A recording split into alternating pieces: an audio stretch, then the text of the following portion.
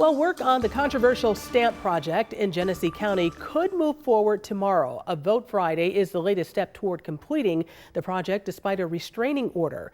J. Dale Shoemaker from our partners at Investigative Post is closely following the ongoing battle between Genesee and Orleans counties. This is the Oak Orchard Creek. It's been called the lifeblood of Orleans County. The fish that feed and spawn here fuel a $30 million per year tourism industry. But now, the developer of an industrial park in rural Genesee County wants to build a 9.5-mile pipeline that will dump millions of gallons of industrial wastewater here each and every day. How much wastewater? Well, it's unclear. During initial planning, developers said they would discharge 3 million gallons per day. Now, they're saying they could discharge as much as 6 million gallons per day. But they tell prospective tenants that the system could eventually handle up to 11 million gallons per day. The amount of wastewater matters because of its potential impact on fishing and the potential to erode the banks of the creek. All of the trout and salmon that live out in the lake, at one time or another, either to spawn or to feed, are going to migrate up the Oak Orchard River. There's a big problem, though.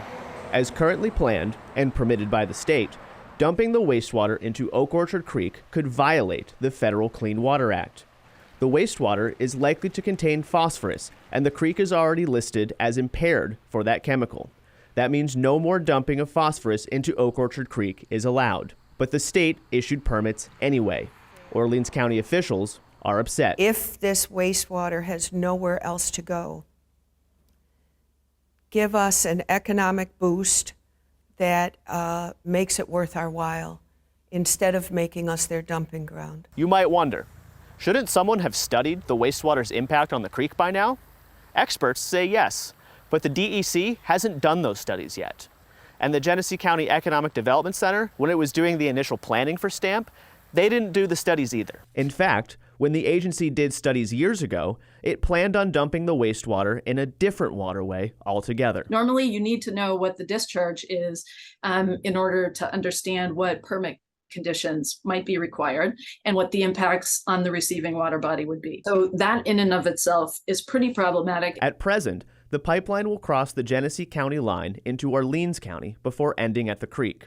Orleans County has filed a lawsuit against its neighbor to stop the project. A judge has barred any pipeline construction in Orleans County, and federal officials have put a stop order on any drilling in Genesee County because of violations related to spills of drilling fluid in protected wetlands. Everyone I've approached from the Genesee County Economic Development Center, including Executive Director Steve Hyde and an attorney, has refused to speak with me. I had a long list of questions, 35 in all.